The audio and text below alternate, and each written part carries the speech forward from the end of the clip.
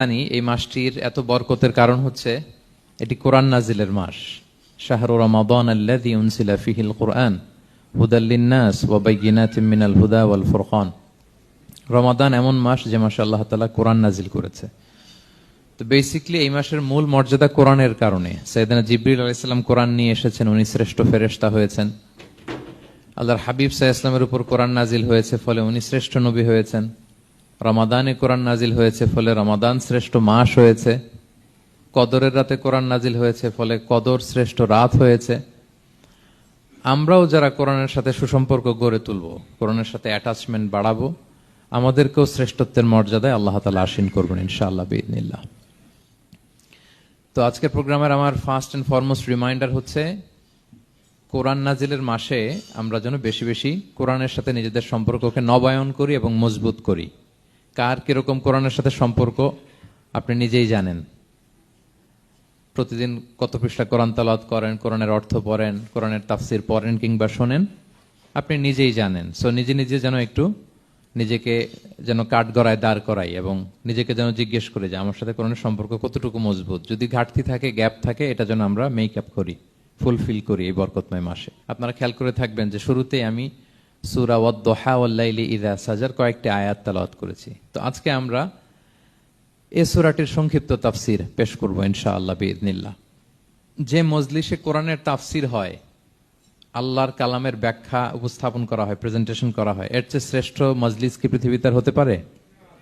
আমরা পৃথিবীর সবচেয়ে শ্রেষ্ঠতম একটি মজলিসে এখন বসে আছি। প্রিয় ভাই এবং বোনেরা, আমরা সূরা দোহার তাফসির শুনবো। এই সূরাটা মুখস্থ আছে না অনেকের? কোরআনের যে সমস্ত সূরা আমাদের অনেকেরই মুখস্থ, তার মধ্যে এটা অন্যতম একটা সূরা। এবং দেখবেন যে ইমাম সাহেবরা প্রায় এই সূরা তেলাওয়াত করে। যে সমস্ত সূরা দিয়ে প্রায় নামাজ পড়া হয়, এর মধ্যে অন্যতম একটা সূরা হচ্ছে সূরাতুদ দোহা। মুআয ইবনে জাবাল রাদিয়াল্লাহু তাআলা আনহুকে আল্লাহ রাসূল সাল্লাল্লাহু আলাইহি ওয়াসাল্লাম একটা এলাকার ইমাম বানিয়ে পাঠিয়েছিলেন। ওই এলাকার মুসল্লিরা ছিলেন, লোকজন ছিলেন শ্রমজীবী, কাজ করে খেত। সারাদিন ওট দিয়ে পানি সেচ করে খেজুর গাছে পানি দিত, খেজুরের চাষাবাদ করত, সারাদিন কষ্ট করে নামাজে যে জয়েন করত। তো উনি মাগরিবের নামাজে সূরা ফাতিহার পরে সূরা বাকারা তেলাওয়াত শুরু করলেন। সূরা বাকারা কোরআনের সবচেয়ে ছোট সূরা না? 286টা আয়াত, মানে সবচেয়ে বড় সূরা। তো মাগরিবের সালাতে উনি যখন এত লম্বা তেলাওয়াত ধরলেন, মুসল্লিরা আর ইমাম সাহেবের সাথে থাকতে পারতেছে না। কারণ ওনারা তো, ইমাম সাহেবের হয়তো মন ফুরফুরে, উনি পড়তেছেন মনের আনন্দে দরাজ গলায়, কিন্তু মুসল্লিদের তো অবস্থা খারাপ। সারাদিন ওনারা খেতে খামারে কাজ করে আসছে, নামাজ ছেড়ে দিয়ে অনেকে চলে গেছে, একা একা নামাজ পড়ে যে আল্লাহ রাসূল সাল্লাল্লাহু আলাইহি ওয়াসাল্লামের কাছে যে বিচার দিল যে ইয়া রাসূলুল্লাহ, দেখেন এমন একজন ইমাম আপনি অ্যাসাইন করেছেন আমাদের এলাকায়, মাগরিবের নামাজে উনি সূরা বাকারা পড়ে, আর আমরা হচ্ছে শ্রমজীবী। রাসূল সাল্লাল্লাহু আলাইহি ওয়াসাল্লাম খুব রেগে গেলেন। মুআয ইবনে জাবালকে ডেকে বললেন, হে মুআয, আফাত্তানুন আনত, তুমি কি সমাজে ফিতনা ছড়াচ্ছ? তুমি জানো না এরা কারা? তোমার কি সূরা ওয়াদ-দুহা ওয়াল-লাইলি ইযা সাজা মুখস্থ নাই? তোমার কি ওয়াশ-শামসি ওয়া-দুহাহা এটা মুখস্থ নাই?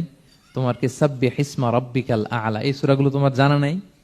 উনি বললেন জানা আছে। তো এগুলো রেখে দিয়ে মাগরিবের নামাজে কেন সূরা বাকারা ধরলা? তোমার মুসল্লিরা তো শ্রমজীবী মুসল্লি। যখন ইমামের দায়িত্ব হচ্ছে পেছনে কারা আছে এটা খেয়াল করা। অনেক সময় ইমাম সাহেব আল্লাহু আকবার বলে যে নামাজ ধরছে, কি হচ্ছে পেছনে আর খোঁজ খবর নাই। আল্লাহর হাবিব সাল্লাল্লাহু আলাইহি ওয়াসাল্লাম কিন্তু এমন ইমাম ছিলেন না, উনি অত্যন্ত বিবেকবোধ সম্পন্ন একজন ইমাম ছিলেন। একবার পেছনে এক বাচ্চার কান্না শুনে উনি নামাজ ছোট করে দিয়েছেন। সবাই বললেন, ইয়া রাসূলুল্লাহ, এত ছোট নামাজ তো কখনো পড়তে দেখি না। তখন রাসূল সাল্লাল্লাহু আলাইহি ওয়াসাল্লাম বললেন, একটা ছোট বাচ্চার কান্নার আওয়াজ আমার কানে এসেছে। আমার মনে হচ্ছে বাচ্চাটাকে সামলাতে নারীদের কাতারে একটা মায়ের খুব কষ্ট হচ্ছে, এজন্য নামাজটা আমি খাটো করে দিয়েছি। দেখেন কি চিন্তা চেতনা, পিছনে কি হচ্ছে সব রাসূল সাল্লাল্লাহু আলাইহি ওয়াসাল্লাম এটা খেয়াল করতেন। তো এই সূরার একটা ফজিলত আপনি জানলেন যে রাসূল সাল্লাল্লাহু আলাইহি ওয়াসাল্লাম সূরা ওয়াদ-দুহা ওয়াল-লাইলি ইযা সাজা এটা তেলাওয়াত করতে বলেছিলেন মুআয ইবনে জাবাল রাদিয়াল্লাহু তাআলা আনহুকে। এটা কোরআনের 93 নম্বর সূরা। কত নাম্বার? এটা মাক্কি সূরা, আর নাজিলের ধারাবাহিকতা অনুযায়ী এটা 11তম সূরা। মানে এই সূরার আগে আরো 10টা সূরা নাজিল হয়েছিল, তার মানে মক্কার একেবারে শুরুর দিকে এই সূরাটা নাজিল হয়েছিল। আপনারা জানেন যে এবছর আমার একটা বই এসেছে এক নজরে কোরআন নামে, সেখানে আমি প্রত্যেকটা সূরার সার সংক্ষেপ নিয়ে এসেছি, সংক্ষেপে, খুব সংক্ষেপে। কখনো যদি সুযোগ হয় আপনারা দেখবেন যে প্রত্যেকটা সূরা 5 পৃষ্ঠার মধ্যে আমরা নিয়ে আসার চেষ্টা করেছি।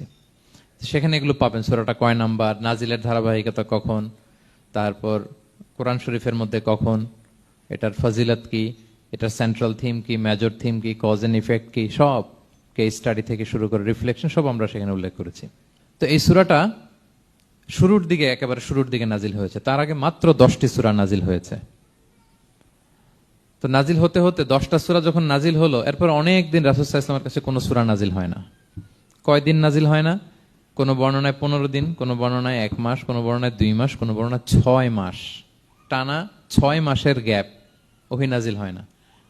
আল্লাহর হাবিব সাল্লাল্লাহু আলাইহি ওয়াসাল্লাম তিনি ওহী মিস করতে শুরু করলেন, যে ঘটনা কি, কোরআন নাজিল হচ্ছে না কেন, হঠাৎ এত গ্যাপ কেন? ওনার মাথায় কয়েকটা জিনিস ঘুরপাক খেলো। একটা ঘুরপাক খেলো যে আমার কোনো কাজে আল্লাহ আবার অসন্তুষ্ট হলো নাকি, অথবা আমি কোরআনের আয়াত এই বাণীগুলো পৌঁছে দেওয়ার ক্ষেত্রে আমার কোনো গাফলতি হয়ে গেল নাকি, সামহাও কি আল্লাহর সাথে আমার কানেকশন এটা কি লুজ হয়ে যাচ্ছে, আমি কি কোনোভাবে আল্লাহ থেকে দূরে সরে পড়তেছি? রাসূল সাল্লাল্লাহু আলাইহি ওয়াসাল্লাম টেনশনে পড়ে গেলেন, চিন্তায় পড়ে গেলেন, কি রে ওহী আসে না কেন, আসে না কেন, আসে না কেন। এটা ছিল একটা দিক। আরেকটা দিক হচ্ছে আল্লাহর হাবিব সাল্লাল্লাহু আলাইহি ওয়াসাল্লামের কাছে কোরআনের আয়াত যাই নাজিল হতো উনি যে লোকদের কাছে প্রচার করে দিতেন। এখন নাজিল হয়েছে এখনই যে প্রচার শুরু, রাতে নাজিল হয়েছে রাতেই প্রচার শুরু, দিনে নাজিল হয়েছে দিনেই প্রচার শুরু, যখন নাজিল তখন প্রচার।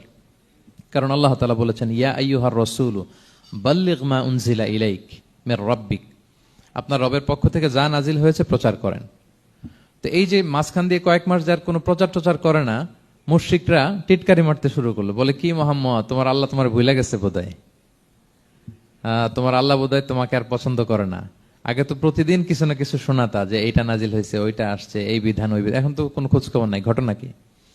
আল্লাহর হাবিব সাল্লাল্লাহু আলাইহি ওয়াসাল্লামের চাচি উম্মে জামিল, আবুল হাবির স্ত্রী, সে আরো খারাপ কথা বললো। সে বলল, ইন্না শাইতানাকা কদ তারাকাক, তোমার কাছে যে একটা শয়তান আসতো এখন বোধহয় আর আসে না মুহাম্মদ, নাউযুবিল্লাহি মিন যালিক। এটা দিয়ে জিবরিল আলাইহিস সালামকে বুঝিয়েছেন। জিবরিল এসে কি কি যেন বলে, কই এখন তো কিছু বলো না। তো রাসূল বলবে কি করে, কারণ তিনি তো মন গড়া কিছু বলতেন না। আল্লাহর হাবিব সাল্লাল্লাহু আলাইহি ওয়াসাল্লাম মনে যা ইচ্ছা হয় মন গড়া কখনো কিছু বলেছেন? আওয়াজ করে বলেন, মন গড়া বলতেন তিনি? ওমা ইয়ান্তিকু আনিল হাওয়া ইন হুয়া ইল্লা ওয়াহয়ু ইউহা, আল্লাহর ওহী আসলে সেটা শোনাতেন। তো ওহীও আসে না, উনি শোনাতেও পারে না, ওহীও নাই, উনি শোনাতেও পারে না। এই যে একটা কষ্টকর মুহূর্ত রাসূল সাল্লাল্লাহু আলাইহি ওয়াসাল্লামের, কিরে মাসের পর মাস চলে গেল ওহী আসতেছে না কেন, আমার কি কোনো ভুল হচ্ছে নাকি, আল্লাহকে আমাকে অপছন্দ করলেন? রাসূল সাল্লাল্লাহু আলাইহি ওয়াসাল্লাম যখন এরকম দুশ্চিন্তিত, পেরেশান, অ্যাংজাইটিতে পড়ে গেলেন, ভারাক্রান্ত, ঠিক তখন রাসূল সাল্লাল্লাহু আলাইহি ওয়াসাল্লামকে সান্ত্বনা দেওয়ার জন্য এই সূরাটা আল্লাহ নাজিল করেছেন। সান্ত্বনা দেওয়ার জন্য এই সূরাটা বেশ আশা জাগানিয়া সূরা, মোটিভেশনাল সূরা, ইন্সপিরেশনাল সূরা। আপনার মন খারাপ হলে আপনি এই সূরাটা পড়বেন, এই সূরাটা, এবং এটার পরে আরেকটা সূরা আছে, সূরাতু আলাম নাশরাহ, আপনার মন ভালো হয়ে যাবে। এটাকে দি অ্যান্টি ডিপ্রেসেন্ট সূরা বলে, মানে ডিপ্রেশন কাটায় ফেলে। আমাদের এরকম অনেক সময় হয় না যে হতাশ, দেয়ালে পিঠ ঠেকে গেছে, কোনো বের হওয়ার রাস্তা নাই, কই যাব, কোথাও সফলতা নাই, সবাই আমাকে ভুল বুঝতেছে, এরকম মাঝে মাঝে হয় না? আমাদের সবার লাইফে আপস এন্ড ডাউনস আছে। আপনি যখন ভারাক্রান্ত হবেন, কষ্টে থাকবেন, এই সূরাটা পড়বেন, দেখবেন যে আপনার ডিপ্রেশন দূর হয়ে গেছে। তো আল্লাহর হাবিব সাল্লাল্লাহু আলাইহি ওয়াসাল্লাম যখন এরকম ভারাক্রান্ত ছিলেন, চিন্তিত ছিলেন, তখন আল্লাহর হাবিব সাল্লাল্লাহু আলাইহি ওয়াসাল্লামকে চিন্তামুক্ত করবার জন্য আল্লাহ তাআলা এই চমৎকার সূরাটি নাজিল করেছেন। আল্লাহ নাজিল করলেন, আউযু বিল্লাহি মিনাশ শাইতানির রাজিম, বিসমিল্লাহির রহমানির রহিম, ওয়াদ-দুহা ওয়াল-লাইলি ইযা সাজা মা ওয়াদ্দাআকা রাব্বুকা ওয়া মা ক্বালা ওয়ালাল আখিরাতু খায়রুল লাকা মিনাল উলা ওয়ালা সাওফা ইউতিকা রাব্বুকা ফাতারদা। আল্লাহ তাআলা বললেন, ওয়াদ-দুহা, আলোর শপথ। আমি একবার সরল বঙ্গানুবাদ করি, তারপরে আমি তাফসিরে ঢুকছি। ওয়াদ-দুহা, আলোর শপথ, ওয়াল-লাইলি ইযা সাজা, রাতের শপথ, যখন রাত নিঝুম নিস্তব্ধ হয়। মা ওয়াদ্দাআকা রাব্বুকা ওয়া মা ক্বালা, নবী হে, আপনার রব আপনার উপর অসন্তুষ্টও হয় নাই, আপনাকে ছেড়েও যায় নাই, আপনার রব আপনার সাথেই আছে। আলহামদুলিল্লাহ। ফিল করবেন যে আল্লাহ আমার সাথে আছে, সবসময় এটা ফিল করতে হবে যে আল্লাহ তাআলা আমার সাথে আছেন, তিনি আমাকে ভুলে যান নাই, ছেড়ে যান নাই। আরে তার রহমত ছাড়া তো একটা শ্বাস নেওয়া তো আমার সম্ভব না, ঠিক কিনা বলেন? আল্লাহর রহমত ছাড়া একটি সেকেন্ড এই পৃথিবীতে সার্ভাইভ করা কি আমাদের পক্ষে সম্ভব না। ওয়ালাল আখিরাতু খায়রুল লাকা মিনাল উলা, নবী হে, আপনার পরবর্তী সময় পূর্ববর্তী সময়ের চেয়ে অনেক ভালো হবে ইনশাআল্লাহ। মানে good days are coming in your life, ভালো সময় আসতেছে। ওয়ালা সাউফা ইউতিকা রাব্বুকা ফাতারদা, আর আপনার রব আপনাকে এত দিবেন আপনি খুশি হয়ে যাবেন। আপনার রব আপনাকে এত দিবেন আপনি নিয়ে কুলাতে পারবেন না। আলাম ইয়াজিদিকা ইয়াতীমান ফাআওয়া, নবী আপনি কি ইয়াতীম ছিলেন না, তিনি কি আপনাকে আশ্রয় দেননি? ওয়া ওয়াজাদাকা দাল্লান ফাহাদা, আপনি পথ খুঁজতেছিলেন, আল্লাহ আপনাকে পথ দেখিয়েছেন। ওয়া ওয়াজাদাকা আইলান ফাআগনা, আপনি নিঃস্ব রিক্ত হস্ত ছিলেন, আল্লাহ তাআলা আপনাকে ধনী বানিয়েছেন। ফাআম্মাল ইয়াতীমা ফালা তাকহার, খবরদার এতিমের সাথে কখনো কঠোর হবেন না। ওয়া আম্মা সাইলা ফালা তানহার, ফরিয়াদি যে সুয়াল করে হাত পাতে তাকে ধমক দিয়ে তাড়িয়ে দিবেন না। ওয়া আম্মা বিনি'মাতি রাব্বিকা ফাহাদ্দিস, আর আপনার রবের যে নেয়ামত আপনার প্রতি এটার বর্ণনা করুন। সুবহানাল্লাহ। এ হচ্ছে সরল অনুবাদ সূরাতুদ দুহার। এবার আসুন আমরা এটার তাফসিরে ঢুকি। আল্লাহ তাআলা প্রথমে দুইটা শপথ করলেন, কসম করলেন, দুইটা ওথ। আমরা যদি সংক্ষেপে ভাগ করি তাহলে 11 আয়াত বিশিষ্ট এই সূরাতে প্রথম 2 আয়াতে দুইটা শপথ আছে, তারপরের 3টা আয়াতে রাসূল সাল্লাল্লাহু আলাইহি ওয়াসাল্লামকে 3টা কনফার্মেশন দেয়া হয়েছে, সুসংবাদ দেয়া হয়েছে। এরপরের 3টা আয়াতে আল্লাহর হাবিব সাল্লাল্লাহু আলাইহি ওয়াসাল্লামের অতীতে আল্লাহ কি নিয়ামত দিয়েছেন সেটার একটা রিমাইন্ডার দেয়া হয়েছে। আর সবশেষে 3টা ওয়ার্ক প্ল্যান দেয়া হয়েছে, কর্মসূচি, সেগমেন্ট। আপনি এক নজরে কোরআন এগুলো পাবেন, এরকম সেগমেন্ট আকারে আমরা ভাগ করেছি। আই রিপিট, আমি আবারও বলছি, সূরা দোহার 11 আয়াত বিশিষ্ট এই সূরার প্রথম 2 আয়াতে 2টি শপথ, তারপরের 3 আয়াতে 3টি সুসংবাদ, তারপরের 3 আয়াতে অতীতে যে রাসূলকে নেয়ামত দেয়া হয়েছিল সেটা স্মরণ করিয়ে দেওয়া, আর শেষ 3 আয়াতে 3টা ওয়ার্ক প্ল্যান, কর্মসূচি, রাসূল সাল্লাল্লাহু আলাইহি ওয়াসাল্লাম কি করবেন। ক্লিয়ার হয়ে গেছে না সূরাটা? আসুন এবার তাফসিরে ঢুকি। আল্লাহ তাআলা বললেন ওয়াদ দোহা, নবী আলোর শপথ। আলো, দোহা মানে আলো। আমার সাথে আওয়াজ করে বলুন, দোহা মানে কি? আলো, সকালের আলো, প্রভাতের সূর্য কিরণ। দিনের প্রথম অংশে একটা সানশাইন থাকে না, খুব চমৎকার লাগে 9টা 10টার দিকে, হ্যাঁ, সানশাইন। এই সকালের সানশাইনটাকে আরবিতে বলে দোহা। এই জন্য এই সময় আল্লাহর হাবিব সাল্লাল্লাহু আলাইহি ওয়াসাল্লাম নামাজ পড়তেন, এটাকে বলে সলাতুদ দোহা, মানে দোহার নামাজ। এটাকে বলে সলাতুদ দোহা, দোহার নামাজ। তো দেখেন রাসূল সাল্লাল্লাহু আলাইহি ওয়াসাল্লামের মন ভালো করবার জন্য প্রথমে আল্লাহর ওয়ার্ডিংটা দেখেন, আল্লাহ তাআলা কেমন চমৎকার শব্দ চয়েস করেন। প্রথমে আল্লাহ বললেন আলো। আলো বললে তো মনটা ভালো হয়ে যায়, কি বলেন? এই আলো মানে আশার আলো, সম্ভাবনার আলো, প্রশান্তির আলো। ওয়াদ-দোহা, আলোর শপথ। মানে নবী আপনি হতাশ হবেন না, হাল ছাড়বেন না, ভরসা রাখুন। আপনি ঘর থেকে বের হন, দেখুন কি চমৎকার আলো। It's a beautiful day out there. যান, হোয়াট এ নাইস সানশাইন, কি চমৎকার উজ্জ্বল প্রভাতের সূর্য কিরণ। এত চমৎকার জলজলে সানশাইনিং এনভায়রনমেন্টে আপনার মন খারাপ হয় কি করে? ওয়াদ-দোহা, দোহার শপথ মানে প্রভাতের সূর্য কিরণের শপথ। আবার বললেন ওয়াল-লাইলি ইযা সাজা, রাতের শপথ, যখন সে রাত নিঝুম হয়, গভীর হয়, নিস্তব্ধ হয়। 2টা শপথ, আলোর শপথ আর রাতের অন্ধকারের শপথ। আলোর শপথ বলে বেসিকলি আল্লাহ তাআলা ওহির আগমনকে বুঝিয়েছেন, আর রাতের শপথ বলে আল্লাহ তাআলা বেসিকলি ওহির অনুপস্থিতিকে বুঝিয়েছেন। মানে রাত দিন দুইটাই যেমনি লাগে, আল্লাহ তাআলা বোঝাতে চাইলেন নবী আপনি টেনশন করবেন না, আমি উইথ ইউ, আমি আপনার সাথে আছি। ওহি আসা না আসা দুইটাই গুরুত্বপূর্ণ। রেগুলার যদি ওহি আসে এটা রিসিভ করতে আপনার কষ্ট হয়ে যাবে। আল্লাহর পক্ষ থেকে আসমানি কিতাবের যে ওহি, এটা সাধারণ কোনো কথা না। ইন্না সানুলকি আলাইকা কওলান সাকিলা, এটা খুব ভারী, হেভি ওয়েট। এটা পাহাড়ে নাজিল করলে, লাউ আনজালনা হাযাল কুরআনা আলা জাবাল লারাআইতাহু খাশিআম মুতাসাদ্দিআম মিন খাশিয়াতিল্লাহ, এটা মাউন্ট এভারেস্টের উপর নাজিল করলে পাহাড় ভেঙে খান খান হয়ে যেত। শীতের রাতে কোরআন নাজিল হলে রাসূল সাল্লাল্লাহু আলাইহি ওয়াসাল্লাম ঘেমে একাকার হয়ে যেতেন, কপাল বেয়ে টপ টপ করে ঘাম পড়তে ওহি রিসিভ করতে যেয়ে। তিনি ওটের উপরে করে মরুভূমিতে চড়ছেন, ওহি নাজিল হলে ওটের বুক মাটিতে মিশে যেত। এক সাহাবার মাথায়, পায়ের মধ্যে মাথা রেখে রাসূল সাল্লাল্লাহু আলাইহি ওয়াসাল্লাম শুয়েছিলেন, তখন ওহি নাজিল হলো। সাহাবা বলছেন ওহির ভারে মনে হচ্ছে যে আমার পায়ের হাড্ডিটাই ফেটে যাবে। তার মানে এটা খুব ভারী বাণী, খুবই ভারী, এটা সাধারণ কোনো কালাম না। তো এই যে রাসূল সাল্লাল্লাহু আলাইহি ওয়াসাল্লামের কাছে যে ওহি নাজিল হচ্ছিল, এটা যদি রেগুলার নাজিল হয়, এটা রিসিভ করা রাসূল সাল্লাল্লাহু আলাইহি ওয়াসাল্লামের জন্য সহজ হবে না, কঠিন হয়ে যাবে। রেগুলার ওহি নাজিল হলে এটার যে পাওয়ার, প্রেসার, রাসূল সাল্লাল্লাহু আলাইহি ওয়াসাল্লামের স্নায়ু এটা বরদাস্ত করতে পারবে না। তো আল্লাহ বোঝাতে চাইলেন নবী আমি কাফির রাজা বলে আপনাকে আমি ভুলে গেছি, কখনো না, নেভার এভার। বরং আপনার যাতে একটু রেস্ট হয়, আরাম হয়, আপনাকে একটু কমফোর্ট দেওয়ার জন্য আমি সাময়িকভাবে ইচ্ছে করে ওহিটা বন্ধ রেখেছি। সুবহানাল্লাহ পড়বেন না? আপনার যাতে একটু কমফোর্ট হয়, আপনার যেন একটু আরাম হয়, ওহি রিসিভ করে করে যেন আপনি অভ্যস্ত হতে পারেন, এজন্য আমি ইচ্ছা করে আপনাকে একটু আরাম দেওয়ার জন্য ওহি বন্ধ রেখেছি। সারাদিন যদি মানে দিনের 24 ঘন্টায় যদি সূর্য থাকে, ভাল লাগবে? আচ্ছা বলেন, 6 মাস টানা সূর্য ভাল লাগবে আপনার? রোদের গরমে আমরা অস্থির হয়ে যাব। তো 12 ঘন্টা সূর্যের আলোর পরে যেমনি রাতের দরকার আছে, আল্লাহ বোঝাতে চাইলেন ওহি নাজিল হওয়ার পাশাপাশি মাঝে মাঝে ওহি ব্রেক দেওয়ার দরকার আছে, ওহি বন্ধ থাকার দরকার আছে। ফলে আপনি হ্যাবিচুয়েটেড হবেন, ওহি রিসিভ করা না করা এটা আপনার জন্য ইজি হয়ে যাবে। যখন আপনি আপনার জন্য ওকে হয়ে যাবে, তখন আমি লাগাতার ওহি নাজিল করব। তাহলে ওরা যে বলে আমি আপনাকে ভুলে গিয়েছি, না, আমি আপনাকে ভুলি নাই, বরং আপনার আরামের জন্য খানিকটা সময় আপনাকে বিশ্রামের সুযোগ করে দেওয়ার জন্য আমি আল্লাহ ওহি বন্ধ রেখেছি। সুবহানাল্লাহ। তার মানে আল্লাহ তাআলা নবীকে ভুলেন নাই বা নবী সাল্লাল্লাহু আলাইহি ওয়াসাল্লামের উপর অসন্তুষ্ট হন নাই, ইচ্ছে করে আল্লাহ তাআলা কিছুদিন ওহি বন্ধ রেখেছেন। প্রতিদিন সূর্য থাকলে যেমনি ভাল লাগে না, মানে 24 ঘন্টা, এজন্য 12 ঘন্টা সূর্য দিয়ে আল্লাহ 12 ঘন্টা রাত দিয়েছেন, আমাদের আরামের, বিশ্রামের, ঘুমের আয়োজন করেছেন। ঠিক তেমনি রেগুলার ওহি রিসিভ করলে রাসূল সাল্লাল্লাহু আলাইহি ওয়াসাল্লামের জন্য কষ্ট হয়ে যাবে, এজন্য ইচ্ছে করে আল্লাহ গ্যাপ দিয়েছেন। আল্লাহর হাবিব সাল্লাল্লাহু আলাইহি ওয়াসাল্লামের উপর আল্লাহ অসন্তুষ্ট হননি। এটাই আল্লাহ তাআলা বললেন যে ওয়াদ-দুহা ওয়াল-লাইলি ইযা সাজা, প্রভাতের সূর্য কিরণের শপথ, রাতের নিঝুম নিস্তব্ধ পরিবেশের শপথ।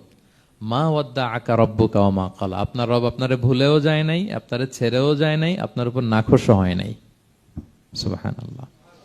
আপনার রব আপনার সাথেই আছে, এটা সবসময় ফিল করবেন যে আমার রব আমার সাথে আছে। এটা ফিল করলে আপনার মধ্যে যে সাহস আসবে, আপনি কল্পনাই করতে পারবেন না যে এত এনার্জি আপনার ভিতরে আসলো কি করে। আপনারা খেয়াল করেছেন, বছর খানিক আগে ভারতবর্ষের আমাদের এক বোনের সামনে কিছু সন্ত্রাসী, ওরা জয় শ্রীরাম জয় শ্রীরাম বলতেছিল, মনে আছে? কিন্তু আমার ওই বোন মুস্কান কি বলছিল বলেন তো?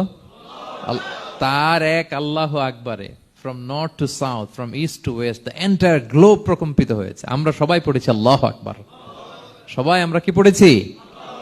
আল্লাহ আকবার। কারণ সে ফিল করেছে যে আল্লাহ আমার সাথে আছে। মনকে তুমি বুঝিয়ে বলো আল্লাহ আছেন আমার সাথে, এটা ফিল করতে হবে। আল্লাহর হাবিব সাল্লাল্লাহু আলাইহি ওয়াসাল্লামকে আল্লাহ তাআলা এইটাই অ্যাসিউরেন্স দিলেন, কনফার্মেশন দিলেন যে মা ওয়াদ্দাআকা রাব্বুকা ওয়া মা ক্বালা, আপনার রব আপনাকে ভুলে যায় নাই, আপনার রব আপনার প্রতি অসন্তুষ্ট হয় নাই। আমি ইচ্ছা করে ওহিটা বন্ধ রেখেছি যাতে আপনার আরাম হয়। সুবহানাল্লাহ। আল্লাহর হাবিব সাল্লাল্লাহু আলাইহি ওয়াসাল্লামের প্রতি আল্লাহ তাআলা কতটা টেক কেয়ার করতেন দেখেন। রেগুলার ওহি নাজিল হলে রাসূল সাল্লাল্লাহু আলাইহি ওয়াসাল্লামের কষ্ট হয়ে যাবে, এজন্য তিনি কিছুদিন ওহি বন্ধ রেখে রাসূল সাল্লাল্লাহু আলাইহি ওয়াসাল্লামকে বিশ্রামের ব্যবস্থা করে দিয়েছেন। তাহলে প্রথম 3টা আয়াত ক্লিয়ার না সবার কাছে? আচ্ছা, প্রথম 2টো আয়াতে 2টা শপথ গেল, এরপরে 3টা সুসংবাদ। সুসংবাদের প্রথমটা হলো আমি ভুলিও নাই ছাড়িও নাই, আপনার সাথে আছে। এরপর আল্লাহ বললেন ওয়ালাল আখিরাতু খায়রুল লাকা মিনাল উলা, নবী হে আপনার পরবর্তী সময় পূর্ববর্তী সময়ের চেয়ে ভালো হবে। নিশ্চয়ই আপনার পরবর্তী সময় পূর্ববর্তী সময়ের চেয়ে ভালো হবে। তার মানে গুড ডেইজ আর কামিং, ভালো সময় আপনার জীবনে আসছে, আপনি হতাশ হবেন না, নিরাশ হবেন না। এরপর আল্লাহ তাআলা বললেন ওয়ালা সাউফা ইউতিকা রাব্বুকা ফাতারদা, নবী হ্যাঁ আপনার রব আপনাকে এত দিবে আপনি খুশি হয়ে যাবেন, আপনার রব আপনাকে এত নেয়ামত দান করবে আপনি আপনার রবের প্রতি সন্তুষ্ট হয়ে যাবেন। সুবহানাল্লাহ বিহামদি। এবং তাই হয়েছে। যারা আপনারা সিরাত পড়েছেন, যারা আল্লাহর হাবিব সাল্লাল্লাহু আলাইহি ওয়াসাল্লামের জীবনী নিয়ে ধারণা রাখেন, তারা দেখবেন যে আল্লাহর রাসূল সাল্লাল্লাহু আলাইহি ওয়াসাল্লাম যেখানেই মনে কষ্ট পেয়েছেন, বিষণ্ণ, চিন্তিত, তখনই আল্লাহ তাআলা রাসূল সাল্লাল্লাহু আলাইহি ওয়াসাল্লামের চিন্তা দূর করে রাসূল সাল্লাল্লাহু আলাইহি ওয়াসাল্লামকে সন্তুষ্ট করেছেন। যখনই রাসূল সাল্লাল্লাহু আলাইহি ওয়াসাল্লামের মনে কষ্ট, তিনি চিন্তিত, তখনই আল্লাহ তাআলা ওনাকে হ্যাপি করেছেন। কাইন্ড অফ রাসূলকে হ্যাপি করাই আল্লাহর কাজ, আল্লাহর হাবিব সাল্লাল্লাহু আলাইহি ওয়াসাল্লামকে হ্যাপি করাই আল্লাহ তাআলার কাজ। দেখেন কিভাবে আল্লাহ তাআলা আল্লাহর হাবিব সাল্লাল্লাহু আলাইহি ওয়াসাল্লামকে হ্যাপি করেছেন, একটু খেয়াল করে দেখেন। মক্কাতে যখন খুব জটিল অবস্থা, দাওয়াতি কাজ চালিয়ে নেওয়াটা রাসূল সাল্লাল্লাহু আলাইহি ওয়াসাল্লামের জন্য কষ্ট হয়ে যাচ্ছে, নমুসলিম সাহাবাদের উপর অত্যাচার, তখন আল্লাহর হাবিব সাল্লাল্লাহু আলাইহি ওয়াসাল্লাম দেখলেন যে এই মক্কার দুজনের একজনকে আমার চাই। তাদের একজন যদি ইসলামের ছায়াতলে আসে তাহলে ইসলামের পাল্লাটা ভারী হয়। কারা? একজন হচ্ছে ওমরে ফারুক আর একজন আবু জাহাল। দুজনের একজন তখন ইসলাম ধর্ম গ্রহণ করে নাই। তো রাসূল সাল্লাল্লাহু আলাইহি ওয়াসাল্লাম কেঁদে কেঁদে আল্লাহর কাছে ফরিয়াদ জানালেন, আল্লাহুম্মা আইজ্জাল ইসলামা বিআহাব্বি হাযাইন আর-রাজুলাইনি ইনদাক। আল্লাহ, আমি কাউকে স্পেসিফিক তোমার কাছে চাই না, শুধু এটাই বলি, দুইজন লোকের নাম বলবো, এই দুইজন লোকের মধ্যে থেকে যাকে তোমার পছন্দ হয় তাকে তুমি ইসলামের ছায়াতলে এনে ইসলামকে শক্তিশালী করো। এক হচ্ছে আবু জাহাল, আরেক হচ্ছে ওমরে ফারুক। এই দোয়াটা তিনি করতে লাগলেন। আর খুব চিন্তিত, দুজনের কেউই মুসলমান হয় না। একদিন হঠাৎ সাহাবারা বললেন, ইয়া রাসূলুল্লাহ, আল্লাহর হাবিব সাল্লাল্লাহু আলাইহি ওয়াসাল্লাম তখন দারুল আরকামের ভেতরে বসা। সাহাবারা বললেন, ইয়া রাসূলুল্লাহ, আপনি এখান থেকে সরে যান, কারণ উমারে ফারুক নাঙ্গা তলোয়ার নিয়ে আসতেছে আপনাকে হত্যা করবার জন্য। তো আল্লাহ রাসূল সাল্লাল্লাহু আলাইহি ওয়াসাল্লাম বললেন যে তোমরা সরে যাও, আমার মনে হচ্ছে ওই যে চোখের পানি ছেড়ে আমি দোয়া করেছি, ওই দোয়া আজকে কবুল হতে শুরু করেছে, তোমরা সরো। ঠিকই ওমরে ফারুক রাদিয়াল্লাহু তাআলা আনহু আসলেন, এসে তিনি তলোয়ার রেখে দিয়ে বললেন, আশহাদু আল্লা ইলাহা ইল্লাল্লাহ ওয়া আশহাদু আন্না মুহাম্মাদান আবদুহু ওয়া রাসূলুহু, আমি সাক্ষ্য দিচ্ছি আল্লাহ ছাড়া কোনো ইলাহ নেই এবং আপনি আল্লাহর প্রেরিত বান্দা এবং রাসূল। এই দৃশ্য দেখে রাসূল সাল্লাল্লাহু আলাইহি ওয়াসাল্লাম খুশি হয়ে গেলেন। ওয়ালা সাউফা ইউতিকা রাব্বুকা ফাতারদা, আল্লাহ বলেছিলেন যে নবী হে, আপনাকে এত দিব, আপনার রব আপনাকে এত নেয়ামত দিবে, আপনি শুধু খুশিই হবেন, সন্তুষ্ট হবেন আমার প্রতি। এই যে রাসূল সাল্লাল্লাহু আলাইহি ওয়াসাল্লামের দোয়া কবুল করে আল্লাহ তাআলা ওমরে ফারুককে ইসলামের ছায়া তোলেন, ইসলামকে শক্তিশালী করলেন, ফাতারদা, রাসূল সাল্লাল্লাহু আলাইহি ওয়াসাল্লাম খুশি হয়ে গেলেন। এভাবে প্রতিটা ক্ষেত্রে। মক্কাতে যখন খুব কঠিন অবস্থা, রাসূল সাল্লাল্লাহু আলাইহি ওয়াসাল্লাম তায়েফে চলে গেলেন দাওয়াত দেওয়ার জন্য। নেইবারিং সিটি, আপনারা যে হজ উমরা করেছেন জানেন, মক্কার পাশের সিটি তায়েফ। দাওয়াত দিলেন, দাওয়াত প্রত্যাখ্যান করলো তারা। শুধু তাই না, ফিজিক্যালি হ্যারেস করা হলো আল্লাহর হাবিব সাল্লাল্লাহু আলাইহি সাল্লামকে। রাসূল সাল্লাল্লাহু আলাইহি ওয়াসাল্লামের জামা ধরে, গা ধরে টানা হেচড়া করা হলো, পাথর মারা হলো, তিনি রক্তাক্ত হলেন। হামালাতুল জিবাল, পাহাড় রক্ষী ফেরেশতারা বলল, ইয়া রাসূলুল্লাহ, আপনি যদি আদেশ দেন তায়েফের দুই দিকের পাহাড় দিয়ে এমন চাপা দিব, পুরো তায়েফের জনপদ একেবারে ভ্যানিশ হয়ে যাবে। আল্লাহর হাবিব সাল্লাল্লাহু আলাইহি ওয়াসাল্লাম বললেন, না, আমি আশা করি তাদের পরবর্তী নেক্সট জেনারেশনের কেউ না কেউ পড়বে লা ইলাহা ইল্লাল্লাহ মুহাম্মাদুর রাসূলুল্লাহ। তাই হয়েছে। এখন তায়েফে যান, শুধু মসজিদ আর মসজিদ, মসজিদ আর মসজিদ। কি চমৎকার পরিবেশ! তায়েফে গেলে মনেই হবে না আরব দেশ। বৃষ্টি হয় প্রতিদিন, অনেক চাষাবাদ হয়, চমৎকার এলাকা। রাসূল সাল্লাল্লাহু আলাইহি ওয়াসাল্লামের দোয়ার বরকত। তো তায়েফবাসী দাওয়াত প্রত্যাখ্যান করলো। রাসূল সাল্লাল্লাহু আলাইহি ওয়াসাল্লাম গায়ের রক্ত পরিষ্কার করে নাখলা নামক খেজুরের বাগানে যায়েদ রাদিয়াল্লাহু তাআলা আনহুকে ফজরের নামাজ পড়তেছিলেন। আল্লাহর হাবিব সাল্লাল্লাহু আলাইহি ওয়াসাল্লাম যখন ফজরের সালাতে তেলাওয়াত করতে লাগলেন, একদল জিন পাশ দিয়ে যাচ্ছিল। তারা তাদের এলাকায় যেয়ে বলল, ইন্না সামি'না কুরআনান আজাবা ইয়াহদি ইলা রুশদি ফাআমান্না বিহি। জিনেরা আগে আকাশের উপরে উঠে ফেরেশতারা কি বলে চুরি করে শুনে আসতো। হঠাৎ জিনেরা আর উপরে যেতে পারে না, উপরে যেতে চাইলেই ফাআতবাআহু শিহাবুন সাকিব, আগুনের পাথর মারা হয়। ঘটনা কি? সব জিনেরা বৈঠক বসালো। ঘটনা কি? আগে কত তথ্য আগেই জেনে যেতাম, জেনে গণকদেরকে বলতাম, গণকরা আমাদেরকে ধন্যবাদ জানাইতো। তো এখন তো আসমানের সিকিউরিটি এত বেড়ে গেল কেন? কারণ কি? ওই যে শেষ নবী আসার কথা যে মনে হয় চলে আসছে, দেখো তো কোথায় আসছে উনি। খুঁজতে খুঁজতে খুঁজতে একদল ওই দিন ফজরের সময় আল্লাহর হাবিব সাল্লাল্লাহু আলাইহি ওয়াসাল্লাম রক্তাক্ত হয়ে ফজরের সালাত যখন পড়তেছেন, ওই কোরআন তেলাওয়াত শুনে তারা এলাকায় যেয়ে বলল যে ইন্না সামি'না কুরআনান আজাবা, এক আজীব কোরআন শুনে আসছি, ইয়াহদি ইলা রুশদি, এই কোরআন মানুষকে হেদায়েতের পথে নিয়ে যায়। ফাআমান্না বিহি, আমরা ঈমান এনে ফেললাম। সুবহানাল্লাহ পড়েন। তো রাসূল সাল্লাল্লাহু আলাইহি ওয়াসাল্লাম তো এটা জানেন না। আল্লাহ তাআলা জিবরাইল মারফত জানালেন যে হে নবী, আপনি এসেছিলেন ম্যানকাইন্ডকে দাওয়াত দিতে তায়েফের, তারা দাওয়াত গ্রহণ করে নাই, ম্যানকাইন্ড রিজেক্ট করেছে। কিন্তু আরেকটা জাতি আছে যাদেরকে আপনি দেখেন না, তাদেরকে বলে জিন কাইন্ড, মানে জিন জাতি। পুরো জিন জাতি কালিমা পড়ে মুসলমান হয়ে গিয়েছে নবী। বলে সাউফা ইউতিকা রাব্বুকা ফাতারদা, নবী আপনার রব আপনাকে এত নেয়ামত দিবেন, আপনি খুশি হয়ে যাবেন। নবী সাল্লাল্লাহু আলাইহি ওয়াসাল্লাম ওইখানে আবার খুশি হয়ে গেলেন। রক্তাক্ত, ইনজুর্ড, কিন্তু যখন শুনলেন মানুষ জাতি তারা ঈমান আনে নাই, কিন্তু জিন জাতি তারা ঈমান এনেছে, আল্লাহর হাবিব সাল্লাল্লাহু আলাইহি ওয়াসাল্লাম আবার আনন্দিত হলেন। তাহলে আল্লাহর হাবিব সাল্লাল্লাহু আলাইহি সাল্লামকে আনন্দিত করাই হচ্ছে আল্লাহর কাজ, খুশি রাখাই হচ্ছে আল্লাহর কাজ। সুবহানাল্লাহি বিহামদি। আল্লাহর হাবিব সাল্লাল্লাহু আলাইহি ওয়াসাল্লামের বয়স যখন 50 বছর, ওনার কাছের দুইজন আত্মীয় মারা গেল। ওনার প্রিয়তমা স্ত্রী খাদিজা রাদিয়াল্লাহু তাআলা আনহা ইন্তেকাল করলেন, ওনার প্রিয় চাচা আবু তালেব ইন্তেকাল করলেন। দুইজনই শেল্টার দিত, একজন ঘরে একজন বাইরে। আবু তালেবের কারণে কেউ রাসূল সাল্লাল্লাহু আলাইহি ওয়াসাল্লামের গায়ে হাত তোলার সাহস পায় নাই। তো উনি যখন ইন্তেকাল করলেন, রাসূল সাল্লাল্লাহু আলাইহি ওয়াসাল্লাম বিপদে পড়ে গেলেন। সারাদিন কাফেরদের বকা ঝকা গালি খেয়ে ঘরে যখন আসতেন, খাদিজা রাদিয়াল্লাহু তাআলা আনহার কথা শুনলে ওনার হৃদয়টা প্রশান্ত হয়ে যেত। তো বাইরের চাচাও নাই, ভেতরের স্ত্রীও নাই, দুজনই মারা গেলেন ওই বছর। ওই বছরকে বলা হয় আমুল হুজন, মানে দুশ্চিন্তার বছর। এত ভারাক্রান্ত আল্লাহর হাবিব সাল্লাল্লাহু আলাইহি ওয়াসাল্লাম হলেন, চিন্তিত হলেন, মনটা ভেঙে খান খান। আল্লাহ তাআলা কিন্তু ঠিকই বুঝেন যে তার হাবিবকে কখন হ্যাপি করতে হবে। আল্লাহ তাআলা তখন সাইয়েদনা জিবরাইল আলাইহিস সালামকে পাঠালেন যে যাও, আমার বন্ধুকে আর পৃথিবীতে থাকার দরকার নাই, আমার বন্ধুকে ঊর্ধ্ব জগতের নৈশ ভ্রমণের ইনভাইটেশন দিয়ে আসো, মানে মেরাজের ইনভাইটেশন দিয়ে আসো। পড়েন সুবহানাল্লাহ। সুবহানাল্লাযী আসরা বিআবদিহি লাইলাম মিনাল মাসজিদিল হারামি ইলাল মাসজিদিল আকসা, মসজিদুল হারাম থেকে মসজিদুল আকসায়, তারপরে উপরে সুম্মা দানা ফাতাদাল্লা ফাকানা কাবা কাউসাইনি আও আদনা, আল্লাহর আরশে চড়ে গেলেন, জান্নাত জাহান্নাম দেখিয়ে, নতুন কিছু গিফট দিয়ে, তার পেয়ারা হাবিবের মন ভালো করে এরপরে আবার দুনিয়ায় পাঠালেন। ওয়ালা সাউফা ইউতিকা রাব্বুকা ফাতারদা, নবী হে আপনাকে এত নেয়ামত দিব, আপনি শুধু খুশি হবেন আর সন্তুষ্ট হবেন। সুবহানাল্লাহ। এবার বুঝতে পারতেছেন কিভাবে আল্লাহর হাবিবকে আল্লাহ তাআলা খুশি করেছেন। মক্কায় আর থাকতে পারতেছেন না, এমন অবস্থা যে কোনো সময় আল্লাহর হাবিব সাল্লাল্লাহু আলাইহি ওয়াসাল্লামকে হত্যা করা হবে। আল্লাহ তাআলা আল্লাহর হাবিবের জন্য নতুন জায়গার ব্যবস্থা করে দিলেন, তওবা কিংবা তাইবা, যেটাকে আমরা মদিনা বলি। তিনি মদিনায় গেলেন, আবার রাসূল সাল্লাল্লাহু আলাইহি ওয়াসাল্লামের হৃদয় প্রশান্ত হলো। কিন্তু মদিনায় যে তিনি কাবাকে মিস করতে আরম্ভ করলেন। আল্লাহর হাবিব সাল্লাল্লাহু আলাইহি ওয়াসাল্লাম নবী হওয়ার পরে টানা 14 বছর কিবলা ছিল কিন্তু বাইতুল মাকদিস। কিন্তু মক্কায় যখন তিনি ইবাদত করতেন, তিনি বাইতুল মাকদিসের দিকেই হয়েই নামাজ পড়তেন, কিন্তু সামনে কাবাটারে রাখতেন। কথা বুঝতে পেরেছেন? মক্কায় যখন তিনি নামাজ পড়তেন 13 বছর, কিবলা যেহেতু বাইতুল মাকদিস, বাইতুল মাকদিসের দিকেই হয়ে নামাজ পড়তেন, কিন্তু মাঝখানে রাখতেন কোনটারে? কাবাকে। তাহলে কেমন যেন কাবাই তার সামনে। আচ্ছা, কিন্তু মদিনায় যখন গেলেন, এখন তো আর সুযোগ নাই, কাবা একদিকে, বাইতুল মাকদিস আরেক দিকে, এখন কাবাকে আর সামনে রাখা যাচ্ছে না, মিস করতে লাগলেন কাবাকে। আর প্রত্যেক নামাজের পরে আকাশের দিকে তাকায় থাকেন, ইস আল্লাহ যদি আয়াত নাজিল করে আমার জন্মস্থান যে মক্কা, আমার পূর্বপুরুষ ইব্রাহিম আলাইহিস সালামের যে ওই কাবার দিকে যদি কিবলাটা ঘুরাই দিত, কতই না ভালো হতো। আল্লাহ বলেন যে আপনি যে কদ নারা তাকাল্লুবা ওয়াজহিকা ফিস সামা, নবী আপনি যে আকাশের উপর চেহারা উঠিয়ে মনে মনে কি চান আমি তো বুঝি। আল্লাহর হাবিব সাল্লাল্লাহু আলাইহি ওয়াসাল্লামকে খুশি করার জন্য আল্লাহ আয়াত নাজিল করলেন, ফাওয়াল্লি ওয়াজহাকা শাতরাল মাসজিদিল হারাম। নবী হ্যাঁ, আপনাকে খুশি করার জন্য নতুন বিধান নাজিল করলাম, এখন থেকে ফ্রম রাইট নাও আপনি যখনই নামাজ পড়বেন, এখন থেকে কাবামুখী হয়ে আপনি সালাত আদায় করবেন। তাহউইলুল কিবলা, কিবলা পরিবর্তন হয়ে গেল। সুবহানাল্লাহি ওয়া বিহামদি।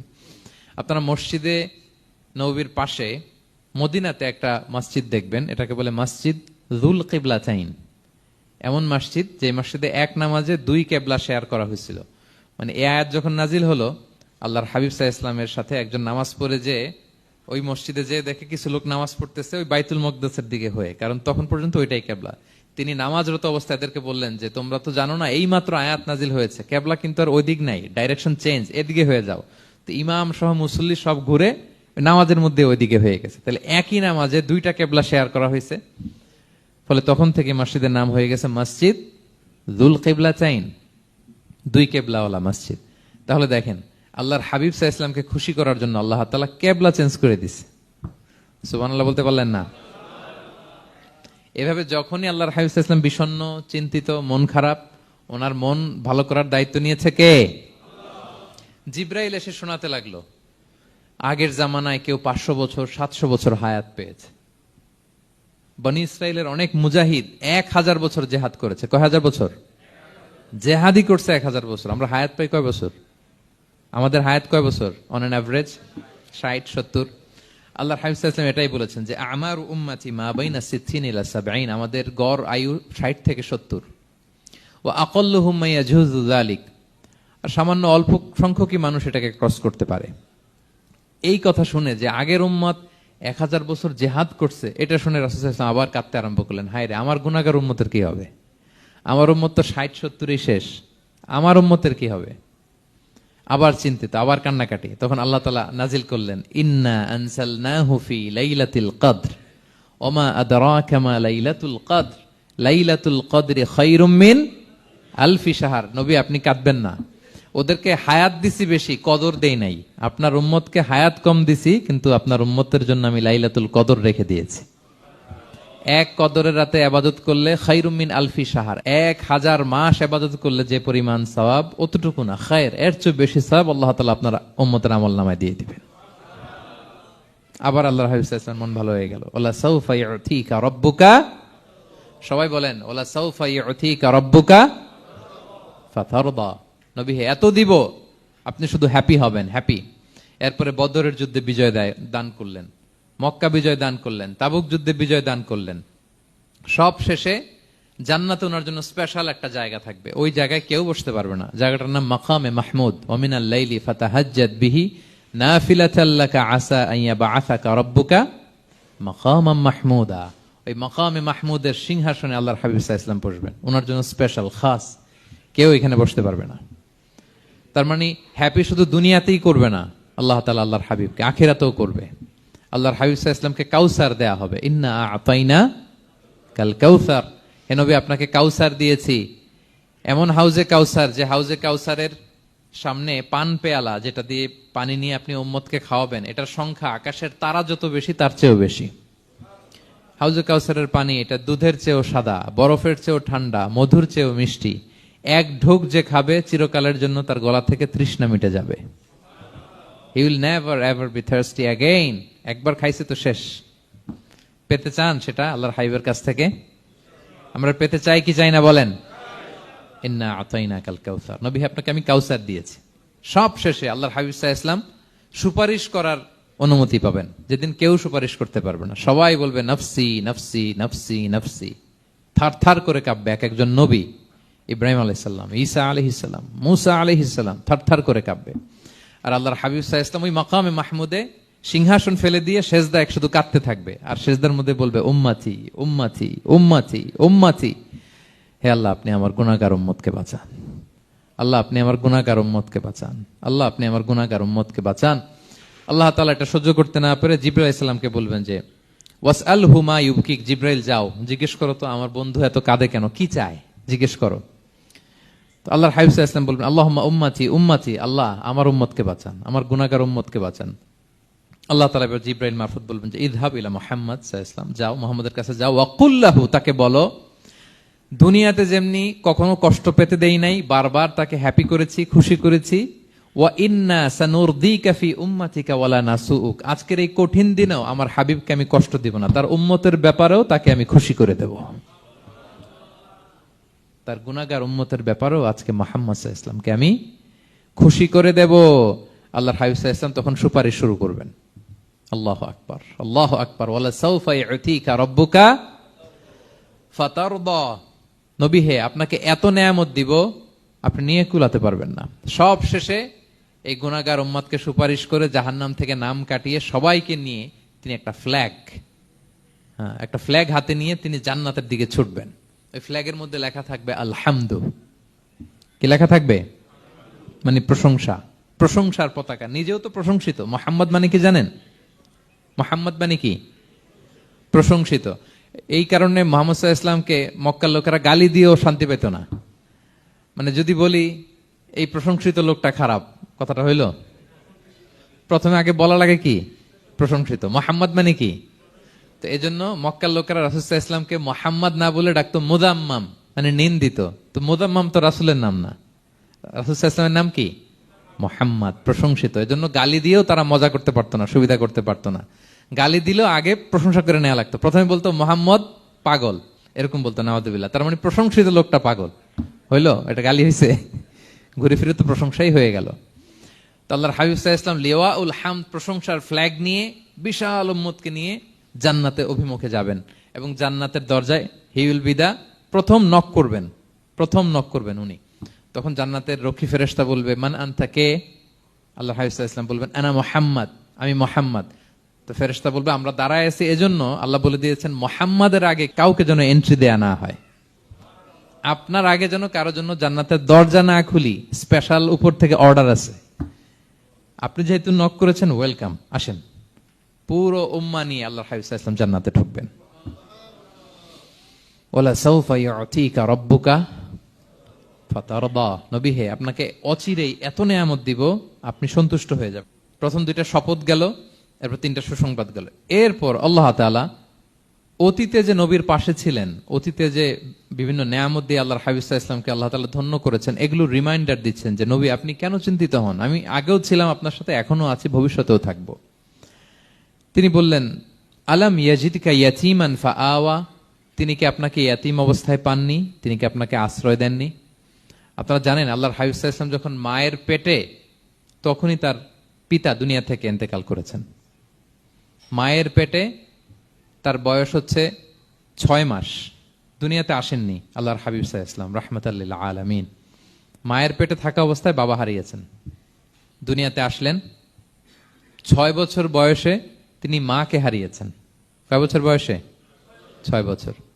তারপর মায়ের ইন্তেকালের পরে দাদার কাছে, আব্দুল মুত্তালিবের কাছে লালিত পালিত হতে লাগলেন। 8 বছর বয়সে দাদাও ইন্তেকাল করলেন। বাবা চলে গেলেন জন্মের আগে, মা চলে গেলেন 6 বছর মানে শিশু থাকতে। 8 বছর বয়সে তো শিশু, দাদাও চলে গেলেন। 8 বছর বয়স থেকে আল্লাহর হাবিব সাল্লাল্লাহু আলাইহি ওয়াসাল্লাম চাচার কাছে এতিম অবস্থায় লালিত পালিত হতে লাগলেন। এবং আবু তালেব এত ভালোবাসতো, ইমান আনে নাই, শেষ পর্যন্ত ইমান আনেনি, শিরকের উপরে ইন্তেকাল করেছে, কিন্তু আল্লাহর হাবিব সাল্লাল্লাহু আলাইহি ওয়াসাল্লামকে এত ভালোবেসেছেন। বাবার যে কি মানে পিতৃ স্নেহের যে কি মায়া, এটা বুঝতে দেন নাই কখনো, এটার অভাব কখনো তিনি টের পান নাই। ওনার যে বাবা নাই, আবু তালেবের কারণে এতটা ভালোবেসেছেন, এতটা ভালোবেসেছেন। তার মানে কখনোই রাসূল সাল্লাল্লাহু আলাইহি ওয়াসাল্লামকে লালন পালন, রক্ষণাবেক্ষণ, টেক কেয়ারের কোনো গ্যাপ আল্লাহ তাআলা রাখেননি। হালিমাতু সাদিয়ার কাছে, পরে মায়ের কাছে, উম্মে আইমানের কাছে, দাদা আব্দুল মুত্তালিবের কাছে, পরে চাচার কাছে, একটার পর একটা স্লট বাই স্লট রেডি। সেটাই স্মরণ করে দিলেন যে নবী, এমন তো হয় নাই যে আপনাকে লালন পালনের জন্য কেউ ছিল না। আলাম ইয়াজিদকা ইয়াতীমান ফাআওয়া, আপনার রব কি আপনাকে ইয়াতীম অবস্থায় আশ্রয়ের ব্যবস্থা করে দেননি? মানে তখন তো আমি ছিলাম আপনার সাথে, কেউ ছিল না, তখন তো আমি ছিলাম। তো আপনার তো ভয় কিসের? আপনি হতাশ হবেন না, নিরাশ হবেন না, হাল ছাড়বেন না আপনি। তাহলে প্রিয় ভাইরা, আল্লাহর হাবিব সাল্লাল্লাহু আলাইহি ওয়াসাল্লাম ইয়াতীম অবস্থায় পৃথিবীতে এসেছিলেন, এবং এজন্য ইয়াতীমের সাথে ভালো আচরণ তিনি করতে বলতেন আল্লাহর হাবিব সাল্লাল্লাহু আলাইহি ওয়াসাল্লাম। যারা এতিমকে ভালোবাসে, আল্লাহ তাদেরকে ভালোবাসে। এবং আল্লাহর হাবিব সাল্লাল্লাহু আলাইহি ওয়াসাল্লাম বলতেন, আনা ওয়া কাফিলুল ইয়াতীমি ফিল জান্নাতি কাহাতাইন, আমি এবং এতিমের রক্ষণাবেক্ষণকারী এইভাবে প্রতিবেশীর মতো জান্নাতে থাকব। এই 2 আঙ্গুলের মাঝে যেমনি গ্যাপ নাই, আমার আর এতিমের রক্ষণাবেক্ষণকারী তার বাড়ির মাঝখানে কোনো গ্যাপ থাকবে না জান্নাতে। We will be neighbour in paradise. জান্নাতে এরকম আমরা কাছাকাছি থাকবো। আল্লাহু আকবার পড়েন। তাহলে এতিমের রক্ষণাবেক্ষণকারীকে আল্লাহ তাআলা ভালোবাসেন। যারা এতিমকে পছন্দ করে না, এতিমকে তাড়িয়ে দেয়, তাদেরকে আল্লাহ পছন্দ করেন। আল্লাহ তাআলা বলেন, আরাআইতাল্লাযী ইউকাযযিবু বিদ্দীন ফাযালিকাল্লাযী ইয়াদউল ইয়াতীম। যারা আখিরাতকে অবিশ্বাস করে, তারাই এতিমকে ঘাড় ধাক্কা দিয়ে তাড়িয়ে দেয়। কোনো বিশ্বাসী কখনো এতিমের সাথে খারাপ আচরণ করে না। আপনাদের যাদের মন শক্ত, অনেকের চোখ দিয়ে পানি নামে না। আমার এক আত্মীয় আছে, খুব আল্লাহওয়ালা। আমার জীবনে এত আল্লাহওয়ালা আমি দেখি নাই, কিন্তু ওনার চোখ দিয়ে পানি নামে না। বারবার এসে আমারে বলে যে, মিজান কি করবো বলো, তুমি একটু মোনাজাত ধরো। আমার মনে আছে আমি ওনাকে নিয়ে মোনাজাত ধরতাম, তো ওনার কান্না আসে না চোখ দিয়ে। এত আল্লাহওয়ালা, খুব ভালো মানুষ, কিন্তু চোখ দিয়ে পানি নামে না। এটা অনেকের হয়, নানা কারণে হয়। তো আল্লাহর হাবিব সাল্লাল্লাহু আলাইহি ওয়াসাল্লাম বলেছেন, কারো যদি চোখ দিয়ে পানি না নামে বা হৃদয় নরম না হয়, তারা যেন এতিমের মাথায় হাত বুলিয়ে দেয়। এক সাহাবী এসে বলেন, ইয়া রাসূলুল্লাহ, আমার হৃদয়টা বড় শক্ত, হৃদয় নরম হয় না। রাসূল সাল্লাল্লাহু আলাইহি ওয়াসাল্লাম বললেন, তাই? আচ্ছা, আতুহিব্বু আন ইয়ালিনা কলবুক, তুমি কি চাও তোমার হৃদয় নরম হোক, ওয়া তুদরাকা হাজাতুক, এবং তোমার আশা পূরণ হোক? তিনি বললেন, হ্যাঁ। তখন রাসূল সাল্লাল্লাহু আলাইহি ওয়াসাল্লাম বললেন, ইরহামিল ইয়াতীম, এতিমের উপর রহম করো। ওয়ামসা আলা রাসি, এতিমের মাথায় হাত বুলিয়ে দাও। ওয়া আতইমহু মিন তুআমিক, তোমার খাবার এতিমকে খাওয়াও। তালিনু কলবুক, তোমার অন্তর নরম হবে। তুদরাকা হাজাতুক, তোমার ইচ্ছা পূরণ হবে। তাহলে হৃদয় যদি শক্ত থাকে, কার মাথায় হাত বুলাবেন? বুলাইছেন কখনো? হ্যাঁ, বুলিয়েছেন? খুঁজে খুঁজে হাত বুলাবেন। বাংলাদেশে তো অনেক অরফেনেজ আছে, অনাথ আশ্রম, ওখানে যাবেন।